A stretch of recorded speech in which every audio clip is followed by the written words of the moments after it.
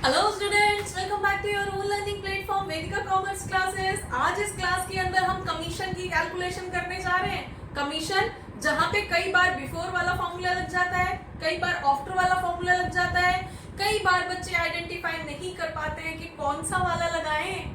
ठीक है, तो उसी कंफ्यूजन को दूर करने के लिए आज इस क्लास के अंदर हम डिस्कशन करेंगे। ठीक है, तो सैलरी और कमीशन होते क्या है। अब यहाँ पे हम सैलरी और कमीशन किसका पढ़ रहे हैं? पार्टनर का ना। तो पार्टनर्स को मिलने वाली मंथली बेसिस पे उसकी सर्विसेज के लिए जो अमाउंट दिया जाता है वो सैलरी होती है, और कोई स्पेसिफिक टास्क कंप्लीट होने के लिए जब उसको एक स्पेसिफिक अमाउंट दिया जाता है तो वो कमीशन होता है। ठीक है, ये तो आपको मालूम है। आगे बढ़ने से पहले एक बार हम समझ लेते हैं कि सैलरी एंड कमीशन जो है वो एप्रोप्रिएशन ऑफ प्रॉफिट है। Appropriation of profit, not charge against profit. अब दोनों में डिफरेंस क्या होता है? एप्रोप्रिएशन ऑफ प्रॉफिट का मतलब क्या है?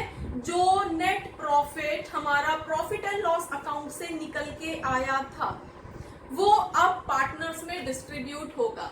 पार्टनर्स को सैलरी दी जाएगी, पार्टनर्स को कमीशन दिया जाएगा। इस तरह से आईओसी, आईओडी, इन सब फॉर्म के अंदर जो है उस प्रॉफिट का डिस्ट्रीब्यूशन होगा।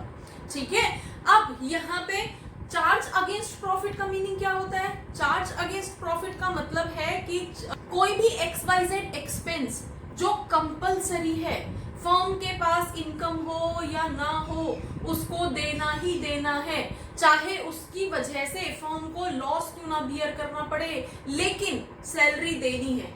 ठीक है, लेकिन वो वाली कहां पे होती है सैलरी? जब वो सैलरी इंप्लॉइज को दी जाए। वो सैलरी पार्टनर्स की नहीं होती है। पार्टनर्स को सैलरी कब मिलती है? जब फर्म को प्रॉफिट हो रहा हो। पार्टनर्स को कमीशन कब मिलेगा? जब फर्म को प्रॉफिट हो रहा हो। अगर फर्म को प्रॉफिट नहीं हो रहा है तो कोई सैलरी, कोई कमीशन पार्टनर्स को नहीं मिलेगा। ठीक है, जब तक कि आपकी पीडी के अंदर ना लिखा हो। अगर पीडी के अंदर लिखा होगा, पीडी क्या? Partnership deed. तो पार्टनरशिप डीड के अंदर लिखा होगा कि सैलरी देनी है, कमीशन देना है, फिर तो कंपलसरी है, फिर तो फर्म को लॉस भी होगा तो भी देना पड़ेगा। ठीक है, चलिए अब हम इसकी कैलकुलेशन समझते हैं। नॉर्मली अगर हमें कोई भी सैलरी दी गई है, सैलरी अगर हमें पार्टनर को देना है तो इसकी ज्यादा कैलकुलेशन एज सच नहीं आती। नॉर्मली क्या होता है, या तो आपको मंथली बेसिस पे आपको अमाउंट दे दिया जाएगा कि XYZ पार्टनर को मंथली सैलरी 6000 पर मंथ देनी है, 500 पर मंथ देनी है, व्हाटएवर।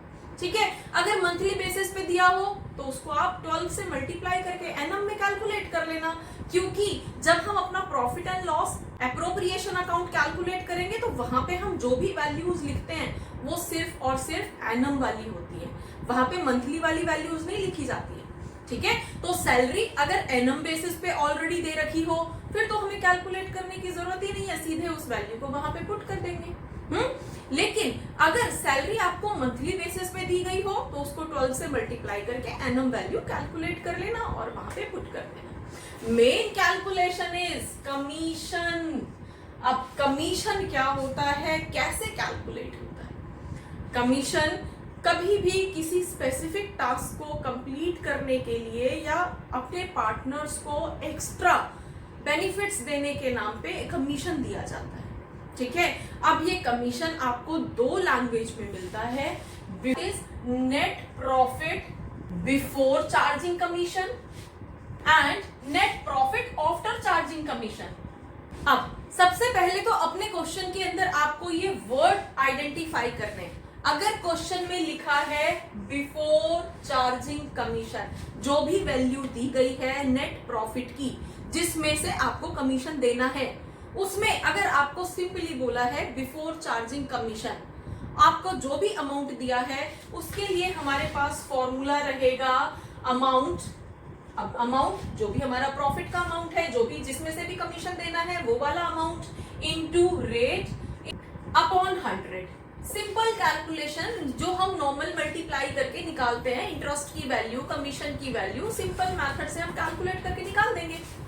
अगर क्वेश्चन के अंदर आपको बोला गया है net profit after charging commission, अब मतलब आपको कमीशन ही देना है और वहां पे आपको जो प्रॉफिट की वैल्यू दी है उसमें से कमीशन ऑलरेडी चार्ज हो चुका है, ये सेंटेंस का मीनिंग बोल रहा है। तो उस केस में हमारे कमीशन का जो फॉर्मूला होगा that would be amount into rate divided by 100 plus rate. अब 100 प्लस रेट मतलब जब भी कोई अमाउंट किसी पर्टिकुलर अमाउंट में इंक्लूडेड होता है, जैसे यहाँ पे नेट प्रॉफिट के अंदर कमीशन जो है ऑलरेडी डिडक्ट कर दिया गया है, ऑलरेडी एडजस्ट कर दिया गया है, उसके बाद हमें अमाउंट दिया है और हमें ये नहीं पता कि कमीशन था कितना, कमीशन की वैल्यू हमें निकालनी है, कैलकुलेट करके निकालनी है। तो उस केस में जब भी आपको सेंटेंस में फील हो कि कमीशन जो है इसी प्रॉफिट के अंदर इंक्लूडेड है और उसका कोई क्लियर नोटिफिकेशन हमारे पास नहीं है, तो वहां पे आप हमेशा ये वाला फॉर्मूला लगाओगे। ठीक है, फॉर्मूला क्या होगा? Amount into rate divided by 100 plus rate. ठीक है, लाइक अब रेट आपका 10% है तो हमारे पास क्या हो जाएगा? Amount into 10 divided by 100 plus 10। ठीक है, अब एक क्वेश्चन करके देख लेते हैं किस तरह से हम इसकी कैलकुलेशन करते हैं। जैसे हमारे पास क्वेश्चन है ए एंड बी, दो पार्टनर्स हैं, बी को सैलरी मिलनी है 500 पर मंथ। ठीक है, एनम में कन्वर्ट कर लेंगे इसको। देन बी को 10% कमीशन मिलेगा और कमीशन की कंडीशन क्या है? Before charging commission but after salary. मतलब बी को जो कमीशन मिलेगा वो प्रॉफिट में से सैलरी को एडजस्ट कर देना है, सैलरी को डिडक्ट करने के बाद, आफ्टर है। ठीक है, सैलरी को डिडक्ट करने के बाद जो अमाउंट बचेगा उसमें से 10% अमाउंट कैलकुलेट कर देना है, वो बी का कमीशन हो जाएगा। दूसरी तरफ ए का कमीशन जो है that is 10% after charging commission, मतलब कमीशन ही निकालना है और आपको बोला है कि 10% उस अमाउंट का जिसमें से ऑलरेडी कमीशन एडजस्ट हो चुका हो। अब जब हमें कमीशन की वैल्यू नहीं पता तो कमीशन को कैसे एडजस्ट करेंगे? तो यहाँ पे तो वही इंक्लूडिंग वाला फॉर्मूला यूज होगा ना, वही हमारा आफ्टर वाला फॉर्मूला यूज होगा। ध्यान से देखो, यहाँ पे हमारे पास आफ्टर लगा हुआ है, and after what?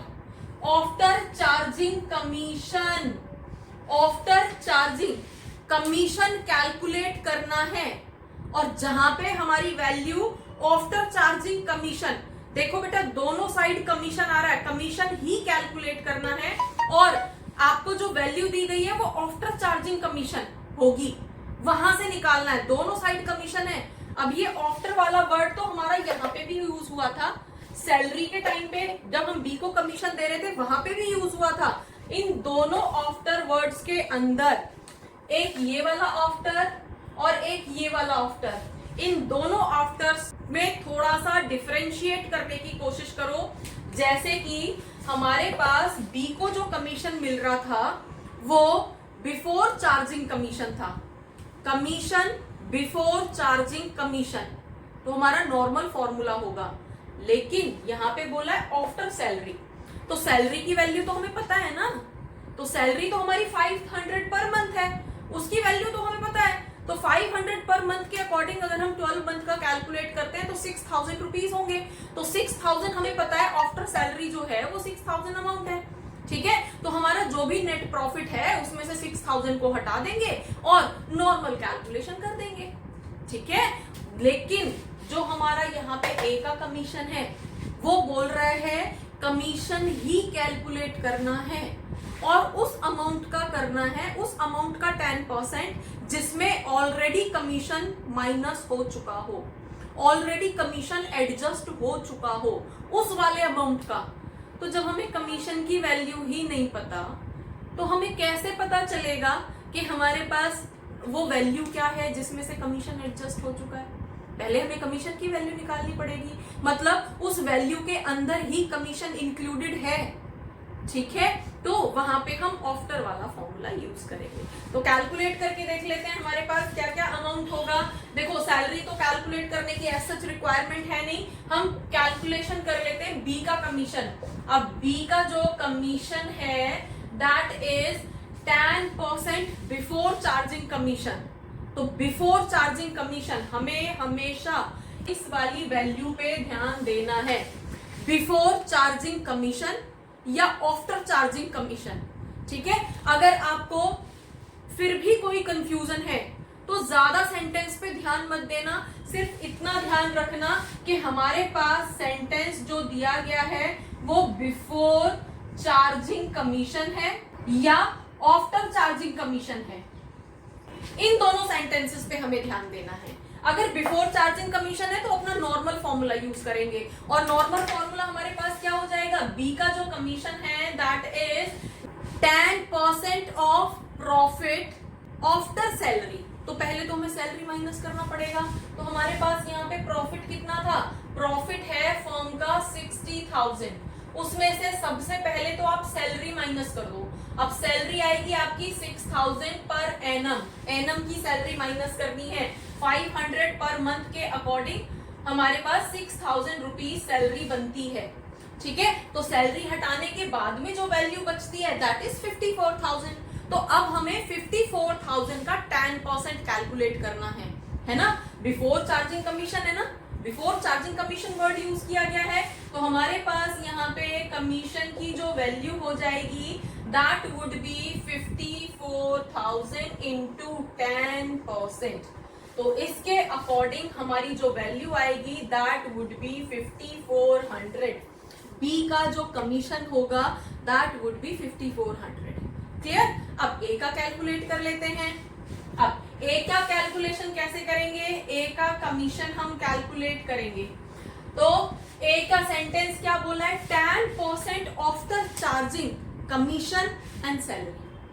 After charging commission, commission मतलब ए का कमीशन, बी का कमीशन, सबका कमीशन, सबकी सैलरी माइनस करने के बाद में जो वैल्यू आएगी उस वैल्यू का 10%। अब हमारे पास देखो हमारा जो प्रॉफिट था वो 60 था, है ना, उसमें से हमने बी को 6,000 की सैलरी दी थी, हमें पता है, हमने लिख दिया। ठीक है, हमें ये भी पता है कि 5400 हमें बी का कमीशन देना है क्योंकि हम ऑलरेडी कैलकुलेट कर चुके हैं, ये भी पता था, ये भी लिख दिया।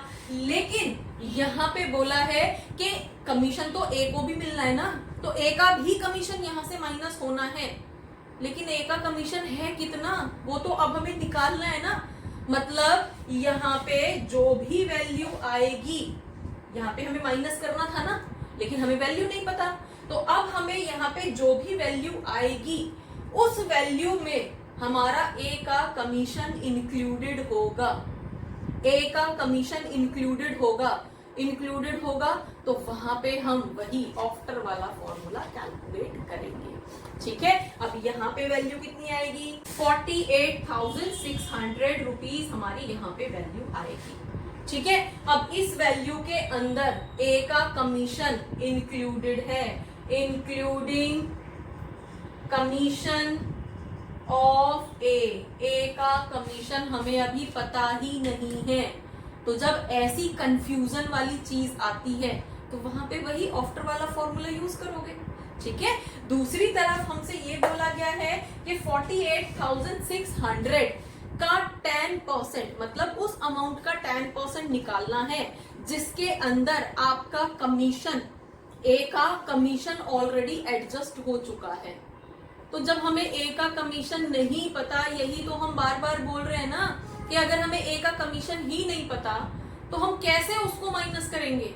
तो उसके लिए हमारा हमेशा आप आफ्टर वाला फॉर्मूला यूज करोगे और कैलकुलेशन क्या हो जाएगी, हमारे पास अमाउंट देखो बेटा, अब हम ये वाला अमाउंट लेंगे। ठीक है, ये वाला अमाउंट नहीं लेंगे बी की तरह, जैसे बी का कैलकुलेट किया था। बी के टाइम पे हमें सिर्फ सैलरी माइनस करनी थी, आफ्टर सैलरी बोला था, तो सैलरी हमने माइनस करने के बाद में जो अमाउंट बचा था उसका 10% सीधे सीधे बोल दिया, है ना। बिफोर चार्जिंग कमीशन था तो सीधे सीधे हमने फॉर्मूला अप्लाई कर दिया। लेकिन ए का कमीशन जब बोला है तो उसमें बोला है कि सारे कमीशन, सारी सैलरी, जिसको भी सैलरी मिली है वो सब कुछ माइनस कर देना है, उसके बाद जो वैल्यू बचेगी उसका 10% निकालना है। ठीक है, तो हमारे पास यहाँ पे जो वैल्यू बची है 48,600। अब इसमें हमारी सैलरी एडजस्ट हो चुकी है, बी का कमीशन एडजस्ट हो चुका है, ए का कमीशन हमें पता नहीं था तो उसको हम यहाँ पे देख लेंगे।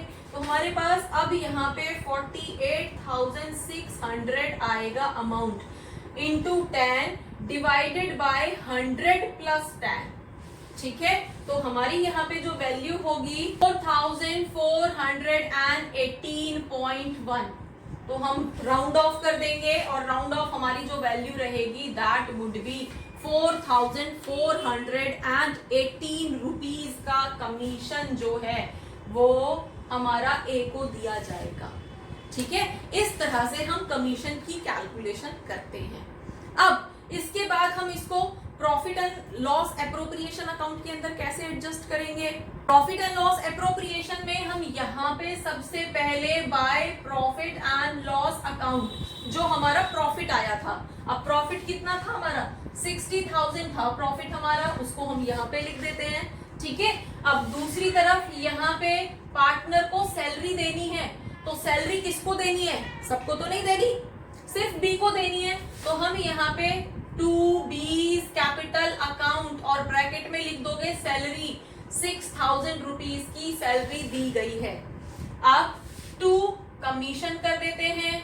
अब कमीशन के लिए हमारे पास ए को भी कमीशन मिला है, बी को भी कमीशन मिला है। ए को मिला था 4,418 एंड बी को मिला था 5,400 का कमीशन मिला था। तो टोटल कमीशन हमारे पास कितना हो गया 9,818 रुपीज का हमने कमीशन दे दिया, ठीक है। इस तरह से हम यहाँ पे इसको शो कर देते हैं। अब और कोई वैल्यूज हमारे पास नहीं है, हम दोनों को बैलेंस कर लेते हैं। इधर भी 60,000 लिख देंगे और इसमें से 60,000 में से इन दोनों को प्लस करके माइनस कर देंगे। तो ये कितनी वैल्यू आएगी 6,000, 9,000, 15,818 को माइनस करेंगे, वैल्यू विल कम 44,182, ठीक है। Now this is called divisible profit, ठीक है। कई बार आपसे ये भी पूछ लिया जाता है कि डिविजिबल प्रॉफिट क्या होता है, तो डिविजिबल प्रॉफिट हमारा ये नहीं था, डिविजिबल प्रॉफिट हमारा ये है 60,000 में से, मतलब हमारे नेट प्रॉफिट में से सैलरी, कमीशन, आईओसी, ये सारे एक्सपेंसेस पे करने के बाद में जो पार्टनर्स को अब पीएसआर में प्रॉफिट शेयरिंग रेशो में डिस्ट्रीब्यूट करने के लिए जो पैसा बचा है वो पैसा हमारा डिविजिबल प्रॉफिट बोला जाता है, ठीक है। अब इस डिविजिबल प्रॉफिट को पार्टनर्स में डिस्ट्रीब्यूट कर देंगे। अब हमारे पास यहाँ पे 2 प्रॉफिट, अब प्रॉफिट किस किस को मिलेगा, ए को मिलेगा, बी को मिलेगा। कोई पीएसआर दे रखा है इनका क्वेश्चन के अंदर नहीं, हमसे नहीं बोला था कि किस रेशो में बांटना है, तो हम इक्वल बांट देंगे और इक्वल हमारे पास कितना हो जाएगा 22,091। इस तरह से करके हमारे दोनों पार्टनर्स के पास जो फाइनली प्रॉफिट के नाम पे पैसा भेजा जाएगा दैट वुड बी 22,091, ठीक है। तो यहाँ पे अगर हम देखें तो बी को क्या क्या मिला था, बी को सैलरी भी मिली थी, बी को कमीशन भी मिला था और बी को ये वाला प्रॉफिट भी मिला है, ठीक है। ए को क्या मिला था, ए को कमीशन मिला था एंड ये वाला डिविजिबल प्रॉफिट का रेशो मिला है, दैट्स ऑल, ठीक है। तो इस तरह से हम कमीशन और सैलरी को अपने profit and loss appropriation account के अंदर दिखाते हैं। होपफुली आपको समझ आया होगा। For more keep watching, keep learning, thank you.